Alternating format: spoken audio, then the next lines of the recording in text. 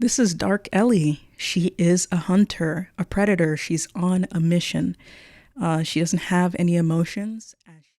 All right, all right, all right. We are going to discuss the fifth episode of season 2 of The Last of Us. We have quite a bit to talk about here, but up front, this episode was all about the face acting. I think the face acting is flying over the heads of quite a few users, at least on Twitter.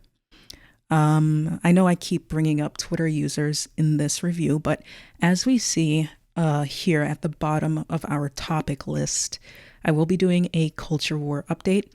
If you didn't know, on this channel, I've made a few videos in the past tracking the culture war surrounding Naughty Dog and Neil Druckmann, the creator, director of The Last of Us video game, their next franchise that they're working on, their next series called Intergalactic, and how that game is being pulled into the culture war in a very similar manner as The Last of Us Part 2 did way back when it released. I'm not going to go over it. You can watch the video, but as you can see, the title here is The Forming of Anti-Fan Subreddits.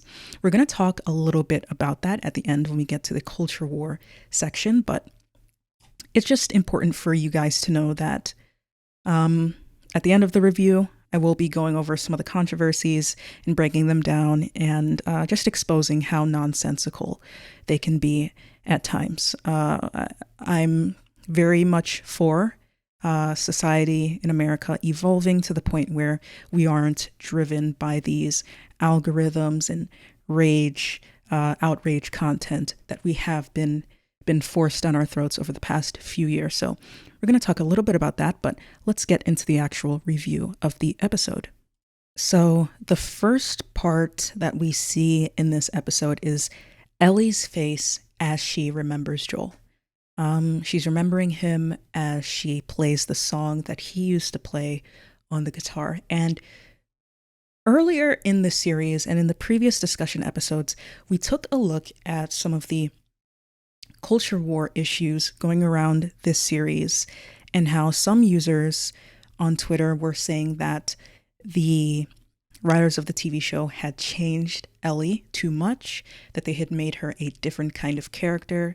In the video game, she was much darker, much sadder, much more traumatized, less happy. And I tried to explain that from the acting in the show itself, without even looking at any interviews or any meta commentary about the show. From the acting itself and the context clues, it was very clear to see that Ellie was using a mask. She was hiding her emotions behind the mask. In the previous episode, when we saw her at therapy, she was pretending to be okay. We saw her walking out of therapy and her facial expression falls from her whatever cheery expression she was portraying to the therapist. She pretended to be okay at the therapist. She pretended to be okay with Dina when Dina said she was pregnant.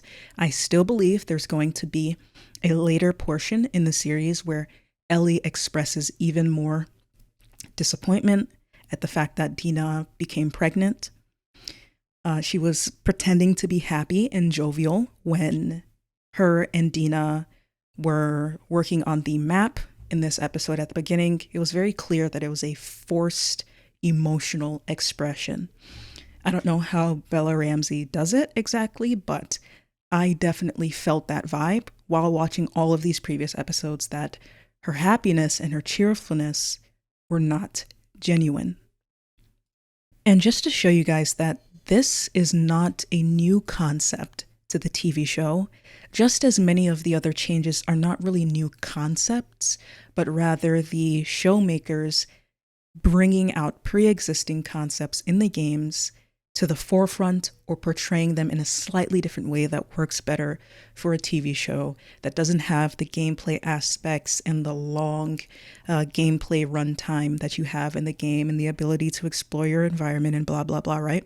So 6 days ago on the subreddit for the Last of Us HBO series, not the subreddit for The Last of Us 2, we will talk about that subreddit at the end of this video. Very important that if you're not a fan of the games and you weren't involved in the entire Gamergate phenomenon that happened way back when The Last of Us 2 was released. I'm going to go over what The Last of Us 2 subreddit is for you quickly at the end of this video. But here we have a journal entry from The Last of Us Left Behind. That was a DLC, a downloadable content pack, extra content that you could purchase and play extra missions in the first Last of Us video game. It was in this DLC pack that we have confirmation that Ellie was a lesbian even in her youth. She meets a girl that she becomes close with in this DLC pack.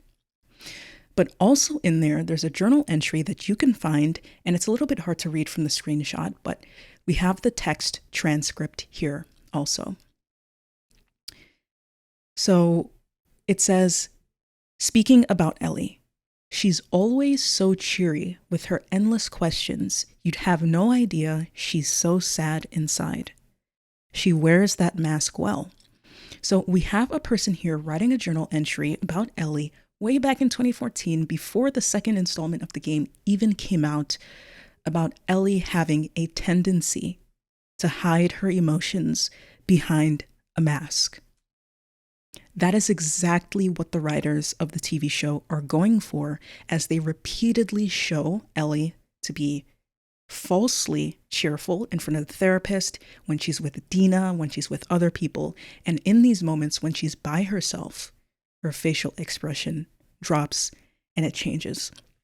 So right off the bat in this episode, the writers are making it very clear that Ellie has a darkness inside of her, a rage inside of her that we are going to explore later in this episode. So great face acting from Bella Ramsey here. We're going to see more of that as we move along.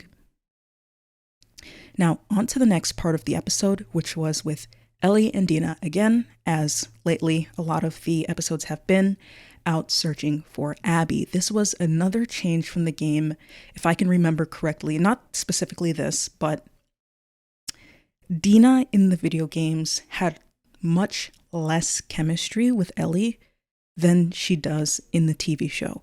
And this is a change that I'm going to bring up repeatedly that I think is great, because when we take a look at some of the very annoying political issues surrounding this game, we will see that when the second installment of the game came out, there was a massive culture war push, anti-woke, anti-SJW push to accuse the game of having terrible writing in every regard, for treating the characters horribly, for being a terrible game, for the people involved in it being terrible, and blah, blah, blah. Now, when that happens, there's also a likelihood, an increased likelihood, that the writers of the game will discard all criticism of the writing of the game as being, in bad faith. However, with The Last of Us 2, the writers, I just want to commend them for being very clear-headed when it comes to criticism.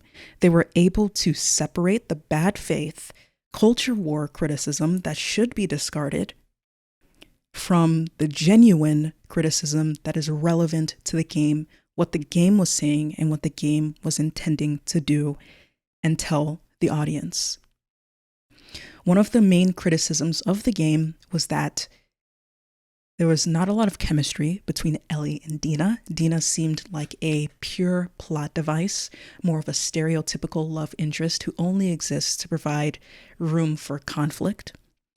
That is not the case in the TV show. They've done a very good job of making Dina seem like her own person with her own motivations, with a genuine connection to Ellie, and also Ellie with a genuine connection to her as well.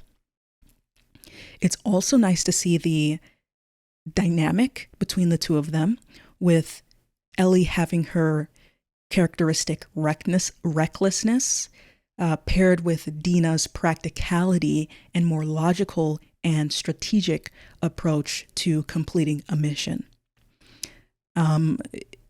This right now is a really good balance between them. They work in complement to one another, but it also provides a very good way to provide that increased strain on the relationship that we're going to see going forward into the rest of the season and to season 3 of The Last of Us, as Ellie descends further and further into her obsession and rage and coldness in her quest to find and kill Abby.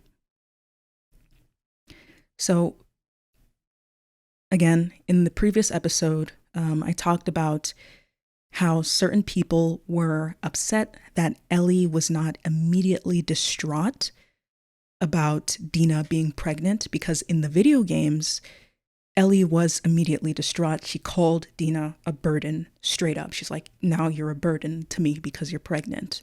I don't know if it was just me, but I definitely felt like Ellie was masking her true emotions when Dina pulled out all of those pregnancy tests. I do feel like Ellie was pretending to be happier than she really is.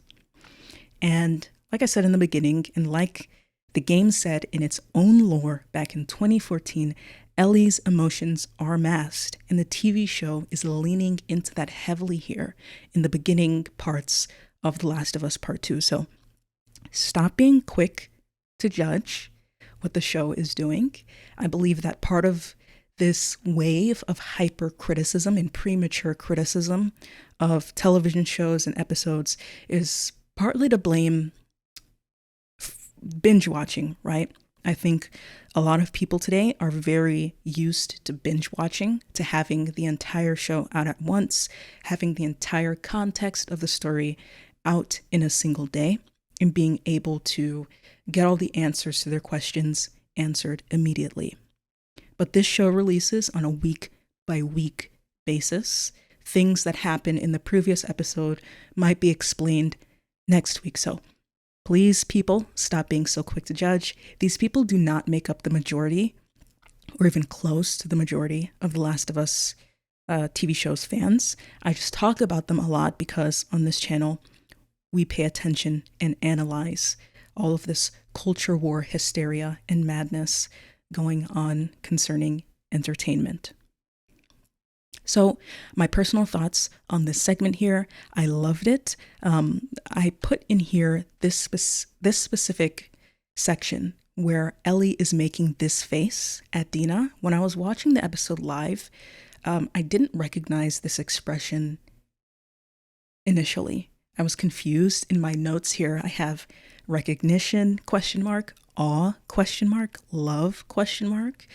Is she even hearing what Dina is saying? Was the mention of Joel too much for her? But then as we move further on, I think this facial expression is very clearly portrayed as love. Ellie really loves Dina, and she loves her more now that Dina has told Ellie about a similar situation that she has gone through in her life. So let's just take a look at this scene here and just pay attention to the face acting of Bella Ramsey. That is, I think, her specialty in this adaptation of The Last of Us Part 2, alongside with her ability to physically sound like Ellie and the delivery of a lot of the iconic dialogue in the show. So let's take a look at her face acting here. I think, what if I hadn't snuck out? What if my mom and sister were beaten to death in front of me? What if that motherfucker made me watch as he did it? And if I hadn't killed him? If he had gotten away? I promise you, I would have hunted him down. I mean, that is pure. Ellie is pure. That is, I can't even speak. She is smitten. She is in love with Dina. And the writers are doing a very good job of portraying that. And it's gonna pay off, guys. It's going to pay off later on in the story. So hold tight, hold your horses. Don't be so quick to judge the slight changes and repositioning and slower momentum of the degradation of Ellie and Dina's relationship. So we're moving on to the next part of the episode. We transition into Ellie and Dina at night, reaching this facility that they're about to go into. The clip that I chose for this segment is of Ellie looking through the container with her eyes just sort of piercing the screen.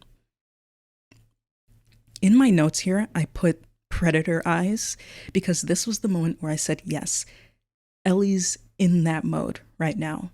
Dina may not see it because Ellie hides it from her, but Ellie is a hunter at this moment. She is after the trail of Abby, and she's not going to stop until she reaches her. So in this segment here, she looks literally like a reptile. The way that her face is completely blank, the light is shining on her eyes, making them seem like they glow, sort of like a reptile's eyes do. So very cool, very nice cinematography here from the team. Right, so these stalkers. Now, this scene was very, very good. They do a good job of portraying the slowness and peacefulness of walking around and going from place to place, suddenly and abruptly cut off by moments of heightened action, intense thrill, and claustrophobia that the video game is known for. In The Last of Us, the game, you literally walk like they do from place to place. Oftentimes, there's nothing in your way. There's maybe an enemy or two. And then you walk into a building and stuff like this happens. Or you're chasing Nora and there's people shooting at you and so on and so forth. So very nice scene here. I love how Ellie has volunteered herself to be bitten in place of Dina.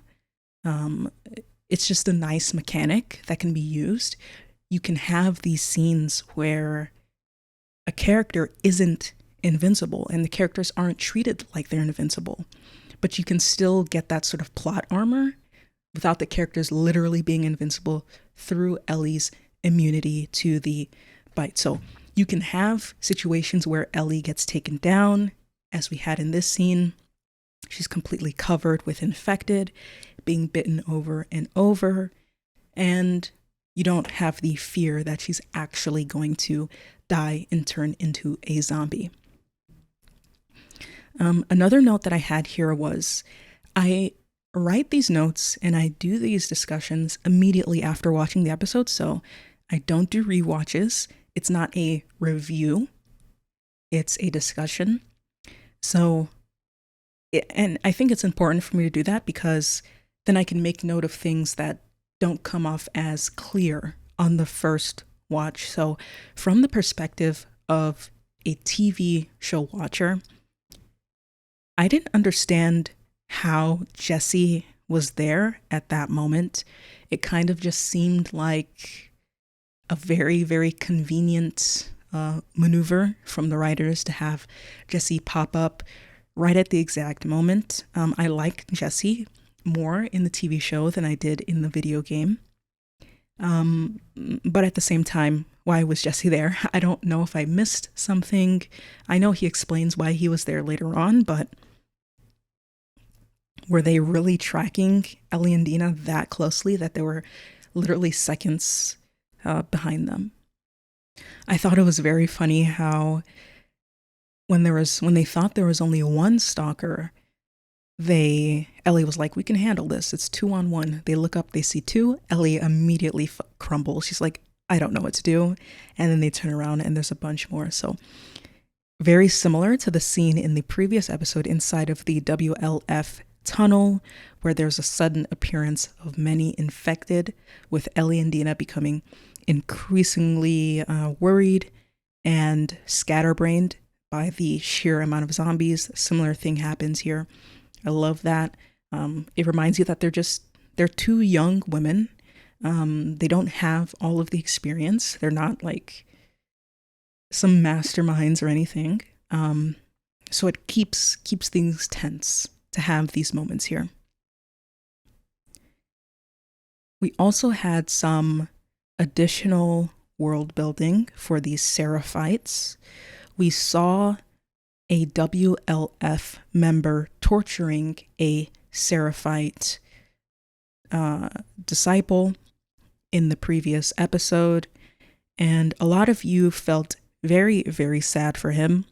Well, the game shows you a little bit more about the Seraphites and how cruel and torturous and zealous for their own beliefs that they can be, that they would disembowel a man in such a manner and show no remorse.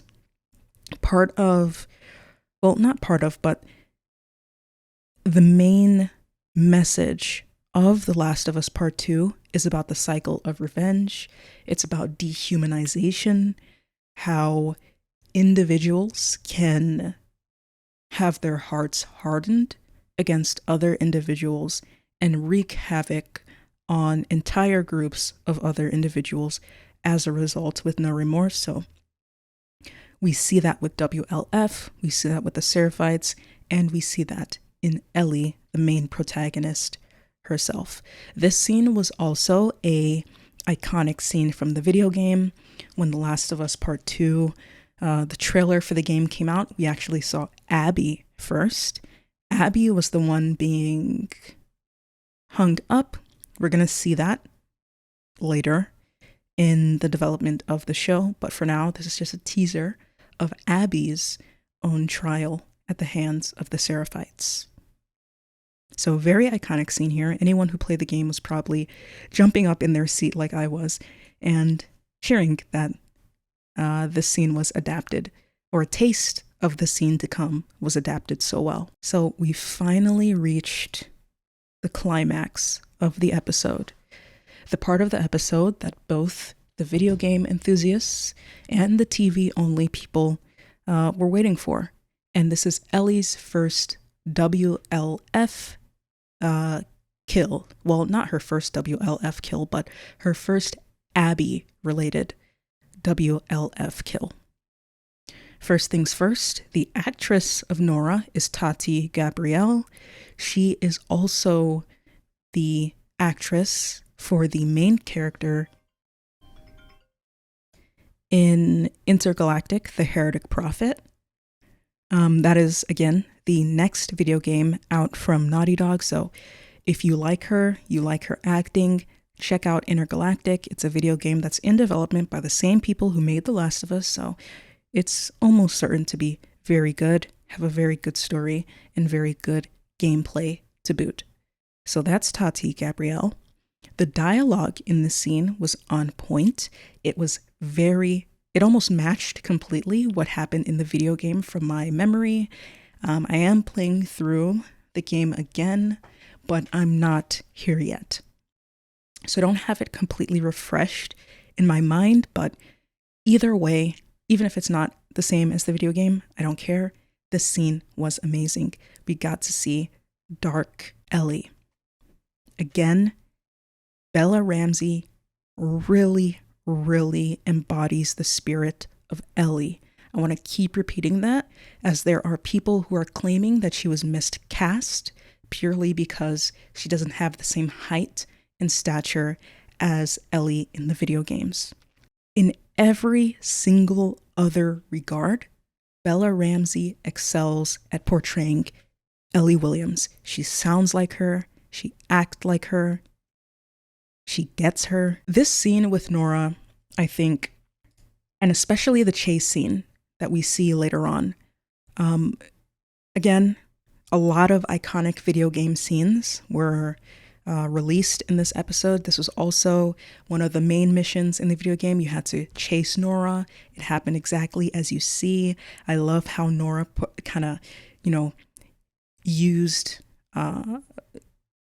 tried to tell a story to Ellie, make it seem like she was sad and she could relate to Joel's death, only to splash her with that dirty water and initiate the chase sequence. I remember my heart was pumping during this chase sequence when I had to do it in the video game.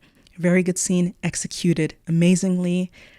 +1 and +1 again for the running that Tati and Bella did. I know it sounds weird, but not every actor can run in a believing fashion, and they both did.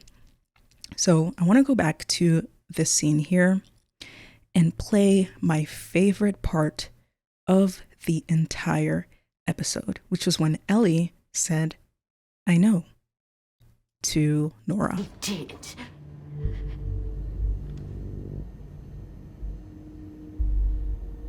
I know. This is Dark Ellie. She is a hunter, a predator. She's on a mission. She doesn't have any emotions as she is about to kill and torture Nora here. This is what she's hiding from Dina. This is what she's hiding from everyone at Jackson. This is the Ellie after Joel's death. Completely insane. She reminds me a little bit of Shauna Shipman from Yellow Jackets. You guys know how much I love insane, deranged characters. So very excited to see Ellie in this state. I just hope that we get more of this as the episodes continue on. Again, the face acting. I told you guys this episode was all about it. Bella does a very good job of seeming devoid of emotion, seeming as if her humanity has been lost, seeming like a person without empathy. She's just ready to beat the hell out of Nora in this moment. Very good episode. The red also a great motif from the video game. The red lights and the very red scenes when Ellie is in this state. So overall, one of my favorite episodes, I think my favorite episode from the series so far, simply because of this Nora chase sequence and the capturing of Nora in the spore-filled floor of the hospital that they're in. So this is the beginning of Dark Ellie. We will, for certain, see more of this as we go further and further into the story and as we see her obsessive nature concerning Abby. Abby is in for a wild ride. I don't know. I just love this scene. I found myself saying based over and over again to both of them. Nora for being defiant against Ellie and never giving in, and Ellie for just being completely cuckoo over finding Abby and not caring what Nora has to say or what she or about her defiance here. So that's it for my discussion about this episode specifically. We're going to move into the culture war update portion of this video. So right off the bat, I'll start by saying that first and foremost, I am a liberal. I'm a liberal person, democracy, freedom, progressive, all that jazz.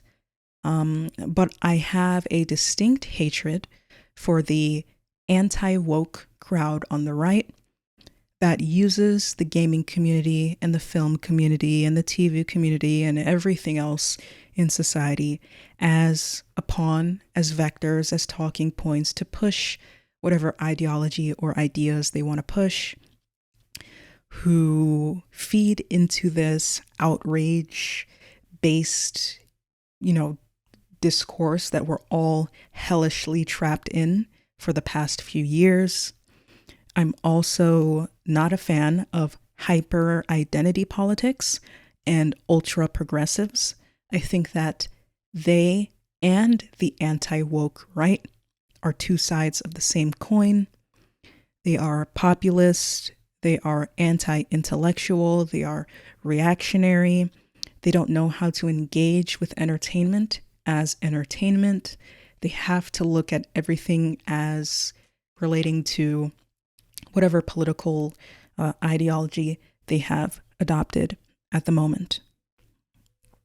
So in terms of The Last of Us Part 2, in the previous episode, we talked a little bit about some of the criticism that was coming from the anti-woke crowd. So not right-wing, but left-wing progressives who, in an effort to push back against the rampant propaganda against The Last of Us Part 2 that has been going on for the past few years in the culture war, they have developed on their end a somewhat reactionary view of The Last of Us, where they had accused the show writers of bowing down and kneeling to the anti-woke crowd by having Abby being less muscular and more conventionally attractive than she was in the video games, and by having Ellie being physically smaller than she was in the video games, by having Dina act a little bit different, and so on and so forth, by having that homophobic guy have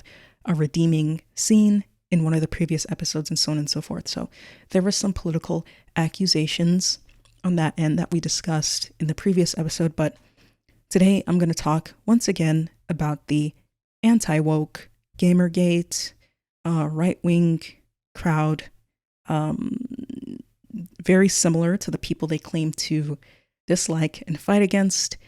Here we have a post from The Last of Us 2 subreddit. Now, I showed you guys this video earlier where I took a look at The Last of Us 2's subreddit way back in, where is this, 4 months ago?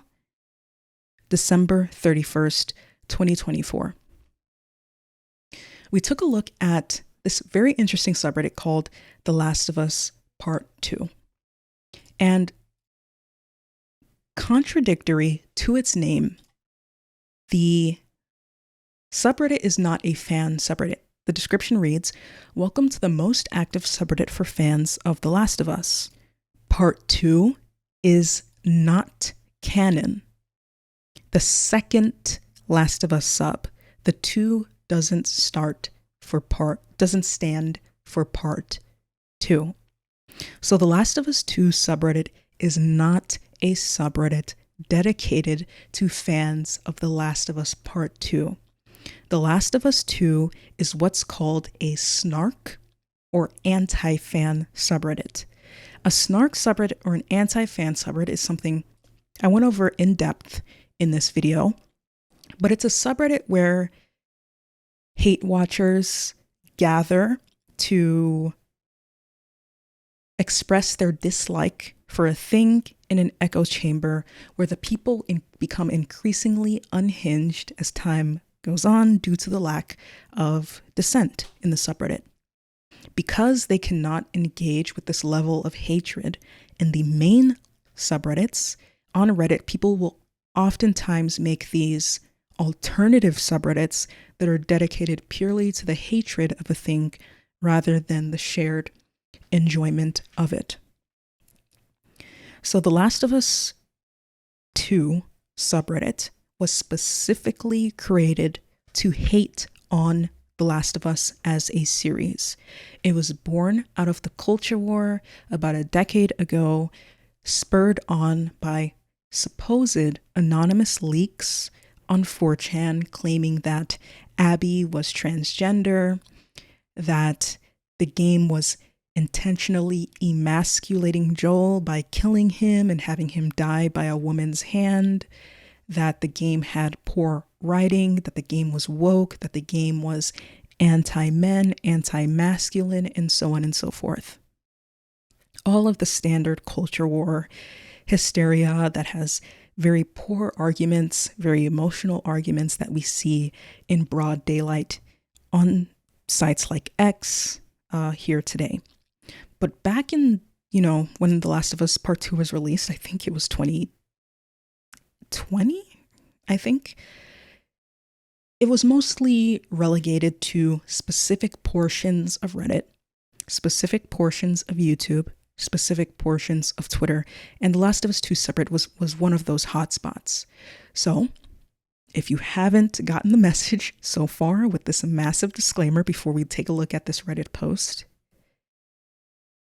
The Last of Us is a series that sits as one of the central hotspots in the culture war involving online gaming. And because the gaming community is a core tenet of right-wing politics on the internet, not because gamers are inherently right-wing, they're not, but because they are a demographic of people who are very online, very active, very vocal, and are easy to manipulate with right-wing politics. All of this was explicitly stated by figures like Steve Bannon. I'm not going to go into the video here. I'll just read a direct quote from Bannon from years ago. He said, "I realized Milo is a right-wing influencer, could connect with these kids right away. You can activate that army. They come in through Gamergate or whatever, and then get turned onto politics and Trump." So that was the explicit strategy that political influencers have toward the gaming community. They view them not as people, not as friends or allies, but as a political tool and useful idiots for spreading their anti-Western, anti-liberal, and anti-democratic ideologies. Now, that is the context of what's going on the purview surrounding The Last of Us 2, the video game. Again, it was a hotspot of culture war issues, a very, very strong hotspot. I want you guys to know that. You know how annoying people on X can be with all of the culture war stuff surrounding video games and movies. Imagine that times 10. That was what was going on with The Last of Us Part 2. That was why earlier in the discussion, I commended the writers for being clear-headed and being able to separate this bad faith criticism motivated by external politics from the genuine criticism of what the game was, the story, the gameplay, etc. So we have this Reddit post here from a nice individual. I'm sure they're a nice person, but they don't happen to know what subreddit they are in. Here they say, "We have lost the plot. We know Ellie and Bella don't look alike. The constant posts tearing down the actress's appearance are unnecessary at this point. The sub already has a reputation for constantly complaining about the show, not doing us any favors by resorting to consistent bullying of Bella Ramsey's face. It makes us seem shallow and childish. Likely to be downvoted, but still. Likely to be downvoted, but like, can we shift to more constructive criticism around the show, please? I have several issues with it outside of casting. Wish we can discuss these problems somewhat respectfully in a safe space." That is not the purpose of this subreddit. The title of the subreddit might lead you to believe that it is about The Last of Us, but it is not. This is a political subreddit with the covering or the theming of a gaming community.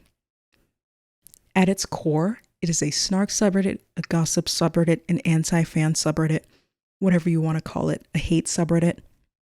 And the hatred in its inception was centralized around the progressive ideals and messages of The Last of Us Part 2.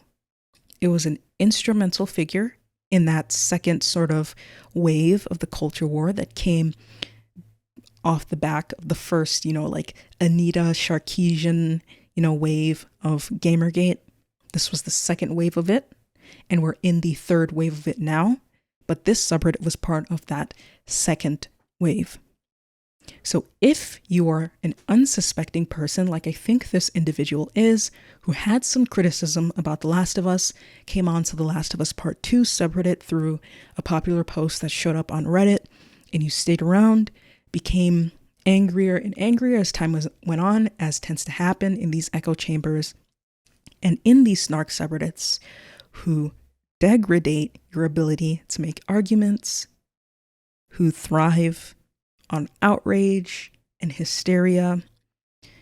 I want you to go on Reddit and search The Last O. You don't even have to finish the word. And there's The Last of Us HBO series. The Last of Us 2. This is not what you want. And then there's The Last of Us. The Last of Us and The Last of Us HBO series are genuine subreddits dedicated to the series. Contrary to what this subreddit is implying, those subreddits allow criticism and good faith discussion of the TV show. It's a community for anyone who wants to discuss The Last of Us. This subreddit is a political subreddit. You come here for political and rage-filled outrage discussions and culture war discussions concerning gaming, with the primary topic being The Last of Us. So we saw this subreddit brought up a lot in my video on Intergalactic and how anti-fan subreddits get started. So let's just go to The Last of Us Part 2 real quick. Won't stay here for long, otherwise I will have to lobotomize myself. But let's just scroll through. I'm gonna be a dad, just making fun of it a little bit. That's not too bad. History repeats itself. The Last of Us 2 ratings, viewership numbers plummet following Joel's death. A tweet from 80 level with 41 likes. 43,000 likes on this subreddit. I'm sure the comments are fine and dandy. Yeah, they messed up. It should have been Caitlin Dever from the jump, and I'll forever stand on that. Again, complaining about Bella for years and years, once and for all, hating this girl, hating the horrible casting team. She was not miscast. She portrays the spirit of Ellie very, very well. So I won't keep scrolling, but these are all posts recently that happen to be in the top of all time. So that shows you the sub has a resurgence in activity. Last time I looked at the top of all time, when I was making that other video, we saw a lot of posts about The Last of Us 2 video game and the culture war nonsense surrounding it. So that's the culture war from the right side of the political spectrum. This individual here seems a little bit disillusioned with the state of the subreddit and how angry and just unhappy everyone seems to be with everything concerning The Last of Us 2, both the game and the TV show. And if this person is watching, head over to those other subreddits and make the criticisms you wanted to make here, and watch how pleasant the conversation is and how good faith it is. You don't have to be in this political subreddit masquerading as a gaming subreddit. Aside from that, we also had some updates from the culture war on the left side of the political spectrum concerning Neil Druckmann, him being an Israeli, and the Israel-Palestinian conflict. So first things first, Neil Druckmann himself has stated that The Last of Us Part 2 was inspired by what he saw concerning the conflict between Israel and Palestine when he lived there. I think his messages concerning that are all great. I think they're good. I think they're good messages. However, it's not good enough for some people. This game angers a lot of the anti-woke crowd because of the prevalence of female characters and so-called DEI. We all know what that means by now. But it also angers the ultra-woke, ultra-progressive crowds as well. Like I said earlier, there's been some controversy over some additional dialogue from Dina, some additional dialogue from that homophobic guy, some of the ways in which the writing has been repositioned and reorganized for television, the physical appearance of Abby and Ellie. These were all points of contention from that Last of Us 2 subreddit that I showed you earlier. There were parts of the culture war with severe harassment going out to the voice actress for Abby, going out to Neil Druckmann and other people involved in the video game. As a result, a reactionary crowd was created in the defense of the game with a strong adherence to the idea that Abby has to be extremely muscular, that Ellie has to look a certain way, that the homophobic character did not deserve any redeeming scenes, and so on and so forth. Like I already talked about those controversies in the previous episode, but I'm going to keep repeating it. I firmly believe in the right for creatives to create without the fear and pressure from outside forces to adhere to their political interests. Take the show as it's being given to you. Enjoy it as a TV show based off of a video game, but still understand that at the end of the day, the show is designed to be watched by people who did not play the video game. There are some changes that are naturally occurring as they, perform auditions in terms of casting. Certain actors who were the best for the role aren't going to look exactly like they did in the video game because the video game characters are 3D models. They're not real people, and so on and so forth. The Israel-Palestinian situation with The Last of Us Part 2, with some Twitter users claiming to boycott the game, calling it Zionist propaganda.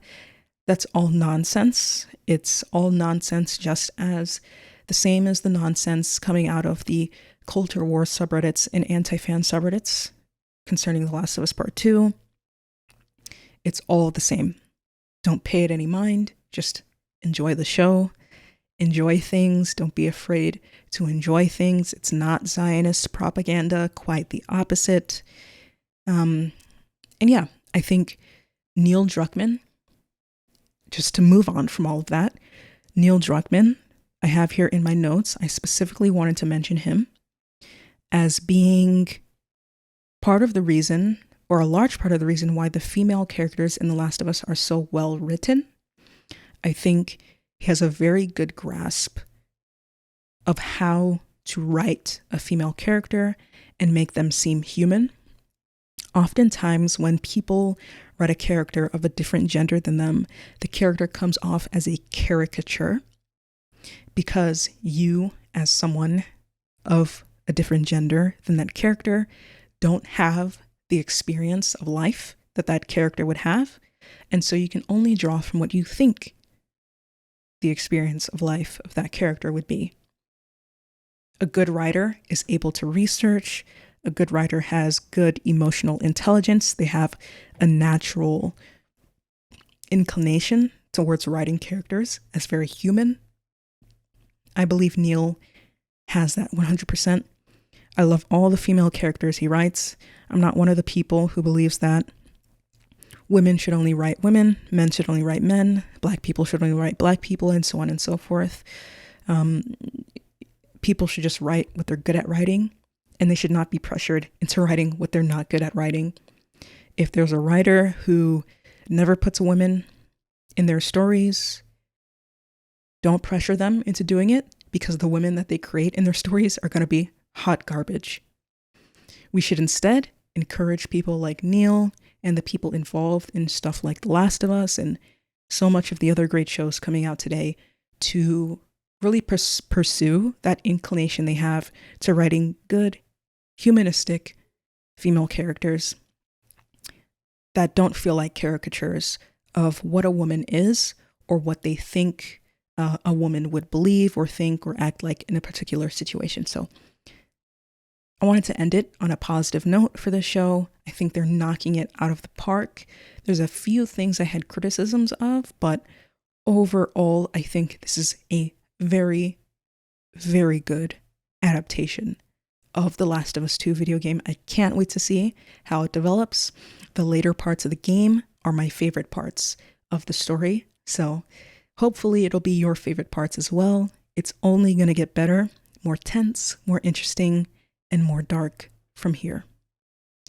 Let me know what you guys think. I hope you weren't too bored by that culture war update, but I will see you guys next time.